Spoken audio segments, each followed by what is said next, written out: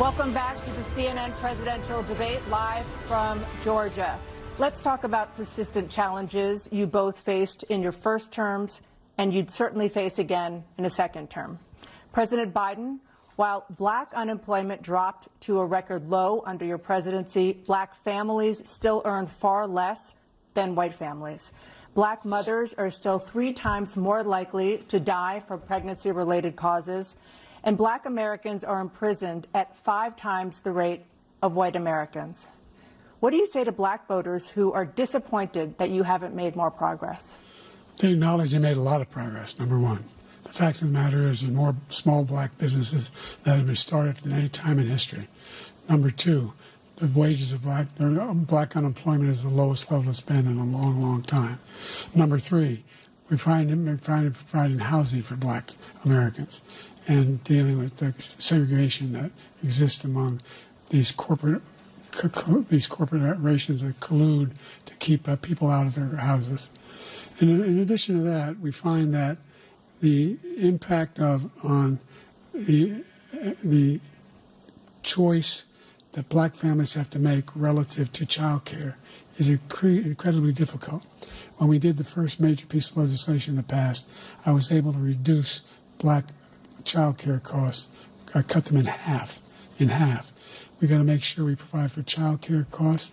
We got to make sure, because when you provide those child care protections, you increase economic growth because more people can be in the job market. So there's more to be done, considerably more to be done. But we've done a great deal so far, and I'm not letting up, and they know it.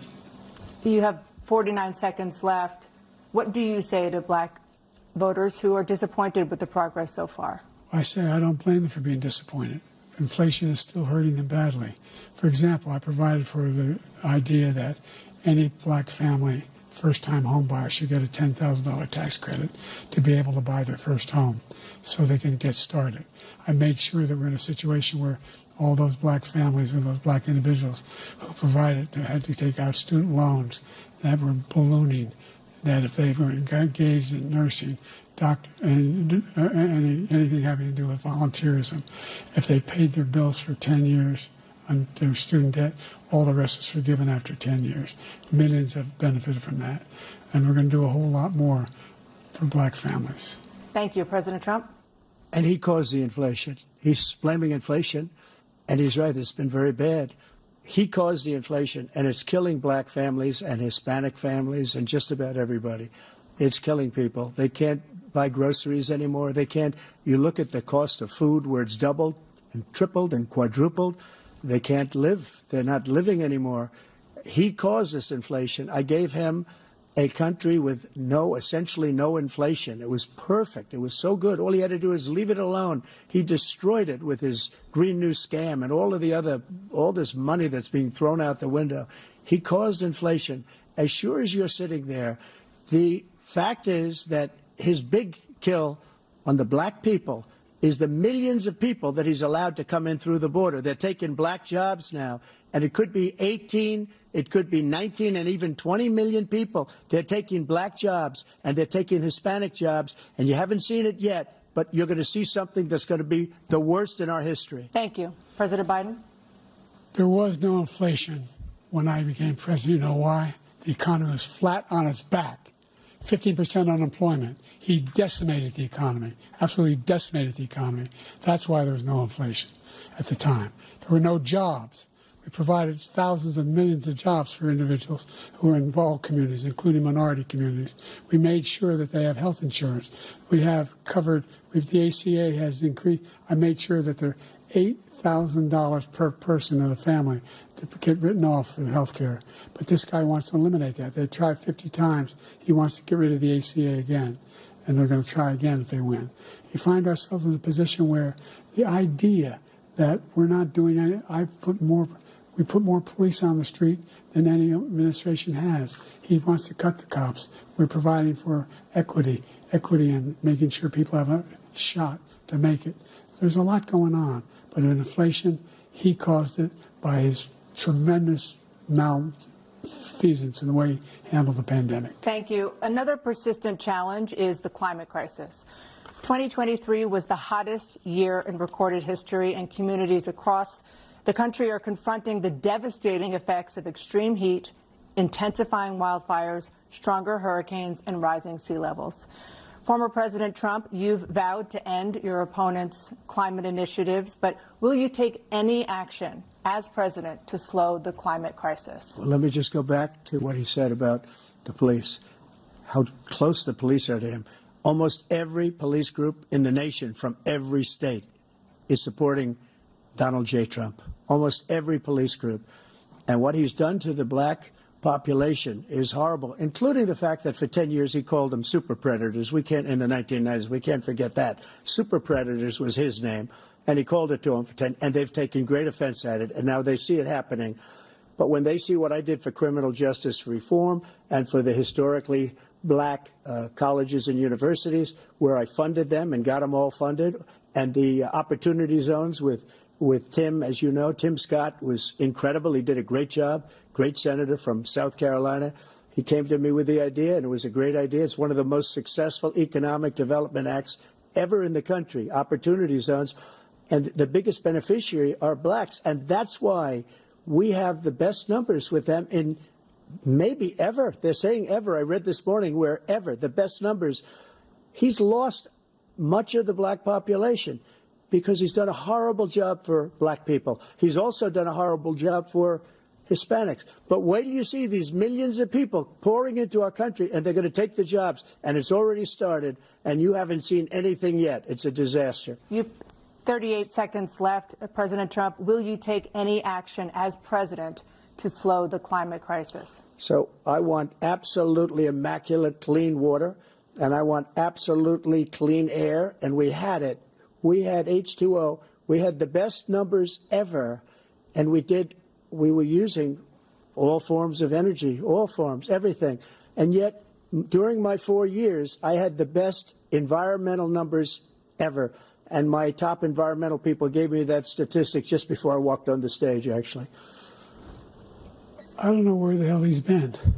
The idea that anything he said is true. I've passed the most extensive climate change legislation in history. We find ourselves, and by the way, black colleges. I came up with $15 billion for HBCUs, historic black universities and colleges, because they don't have those. They don't have the kind of contributors that they have to build these laboratories and the like. Any black student is capable in college of doing any white student can do. They just don't have the money. But now they'll be able to get those jobs in high tech. We're in a situation where the idea that he is claiming to have done something that had the cleanest water, he hadn't done a damn thing for the environment. He pulled out of the Paris Climate Accord. I immediately joined it because if we reach 1.5 degrees Celsius at any one point, there's no way back. The only existential threat to humanity is climate change, and he didn't do a damn thing about it. He wants to undo all that I've done. The Paris Accord was going to cost us $1 trillion, and China nothing, and Russia nothing, and India nothing. It was a ripoff of the United States. And I ended it because I didn't want to waste that money because they treat us horribly. We were the only ones. It was costing us money. Nobody else was paying into it. And it was a disaster. But everything that he said just now, I'll give you an example. I heard him say before insulin. I'm the one that got the insulin down for the seniors. I took care of the seniors. What he's doing is destroying all of our medical programs because the migrants coming in, they want everybody. And look, I have the biggest heart on the stage. I guarantee you that. And I want to take care of people. But we're destroying our country. They're taking over our schools, our hospitals, and they're going to be taking over Social Security. He is destroying Social Security, Medicare, and Medicaid. The idea is that we, in fact, we were the only ones of consequence who were not members of the Paris Accord. How can we do anything if we're not able to, the United States can't get its pollution under control? One of the largest polluters in the world, number one. We're making significant progress. By 2035, we will have cut pollution in half. We have made significant progress, and we're continuing to make progress. We set up a climate corps for thousands of young people who learn how to deal with climate, just like the Peace Corps. And we're moving in directions that are going to significantly change the elements of cause of pollution. But the idea that he claims that he has the biggest heart up here and he's really concerned about pollution and about climate. I've not seen any indication of that. And by the way, with regard to prescription drugs, one company agreed that they would reduce the price to $35, which I was calling for, one, voluntarily. I made sure every company in the world, every pharmaceutical company, cannot have to pay. Thank you. And by the way, so every day, millions of Americans struggle just to make ends meet. For many older Americans, Social Security provides a critical lifeline. President Biden, if nothing is done to Social Security, seniors will see their benefits cut in just over 10 years. Will you name tonight one specific step that you're willing to take to keep Social Security solvent? Yes, make the very wealthy begin to pay their fair share. Right now, everybody making under $170,000 pays 6% of their income, of their paycheck, every single time they get a paycheck from the time the first one they get when they're 18 years old. The idea that they're going to, I'm proposing that everybody, they pay, the millionaires pay 1%. 1%.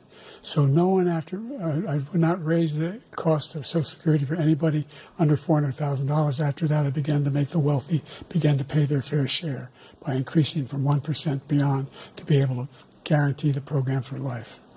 So you still have 82 seconds left. Are there any other measures that you think that would be able to help keep Social Security solvent, or is that one enough? Well, no, that one enough will keep it solvent. But the biggest thing I'll do if we defeat this man, because he wants to get rid of Social Security. He thinks there's plenty to cut in Social Security. He's wanting to cut Social Security and Medicare, both times. And and if you look at the program put forward by the House Republican caucus that I believe supports, is in fact want to cut it as well. The idea that we don't need to protect our seniors is ridiculous. And by the way, the American public has greater health care coverage today than ever before. And on the ACA, as I said, you're in a circumstance where 400,000 people, 40 million people would not have insurance because they have a pre-existing condition. Only thing that allows them to have that insurance is the fact that they, in fact, are part of the ACA.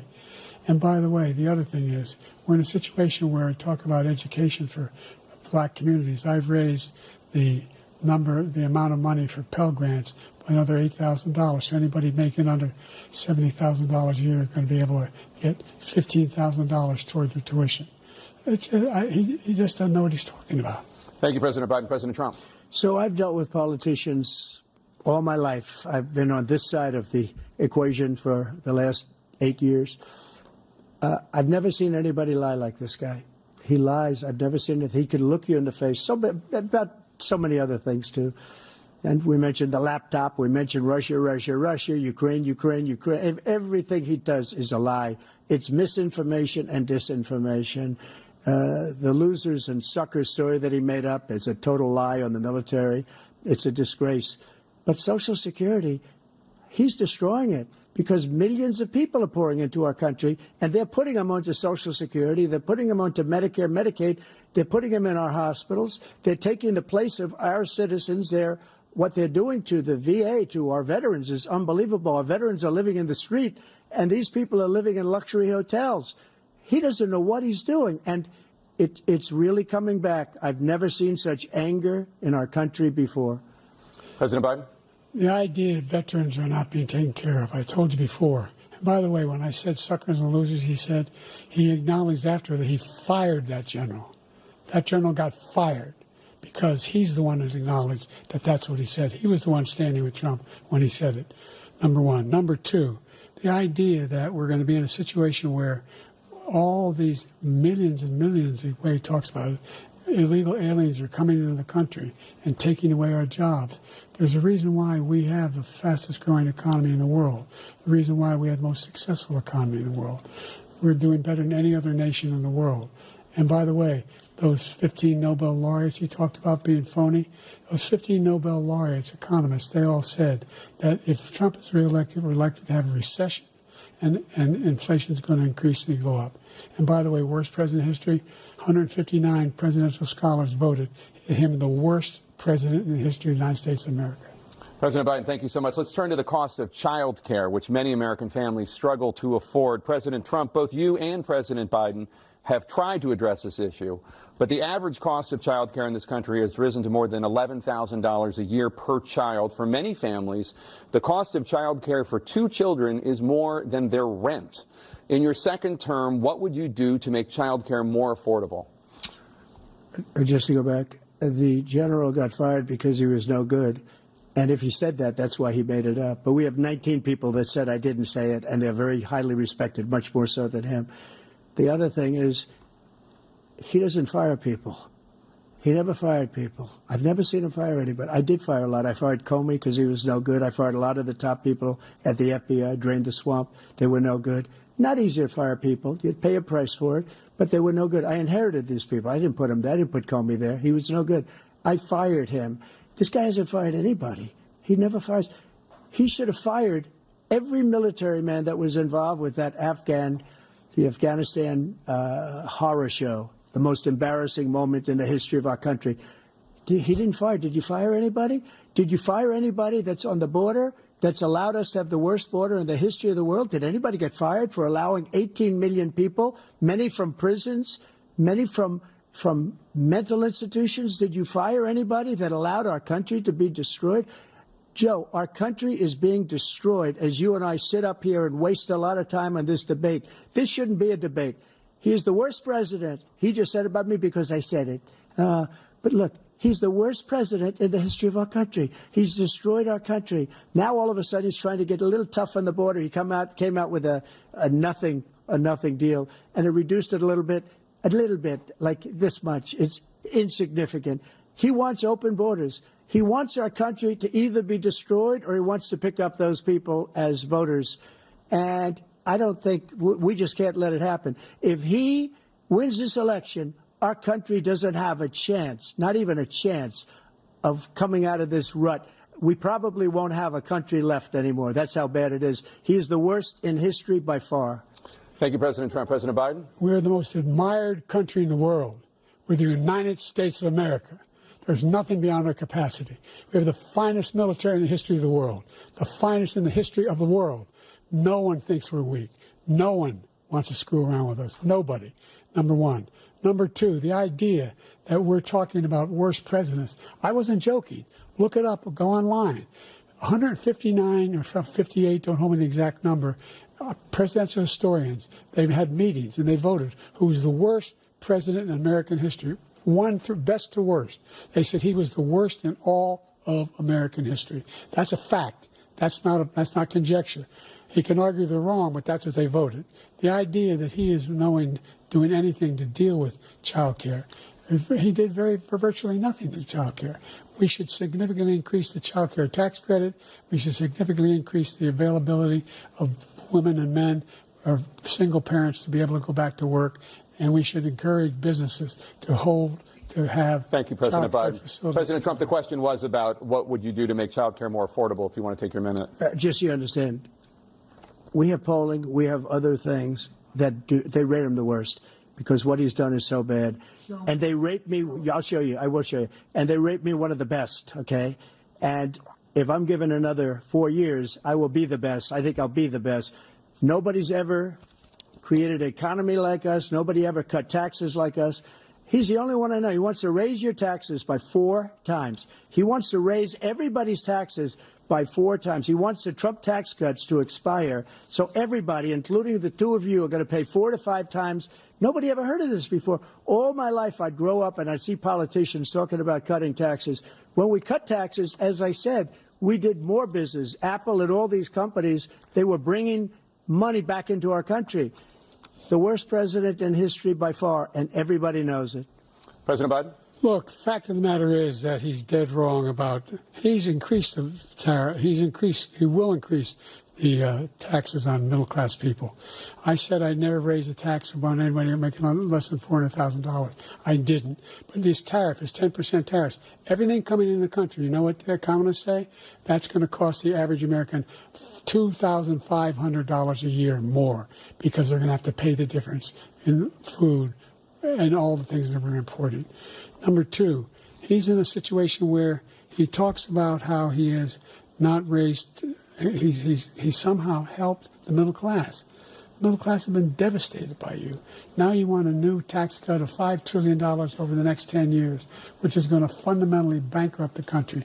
You had the largest deficit of any president in American history, number one. Number two, you have not, in fact, made any contact, any progress with China. We are at the lowest trade deficit with China since 2010. Thank you, President Biden. You lost. Thank you, President Biden. Jingle.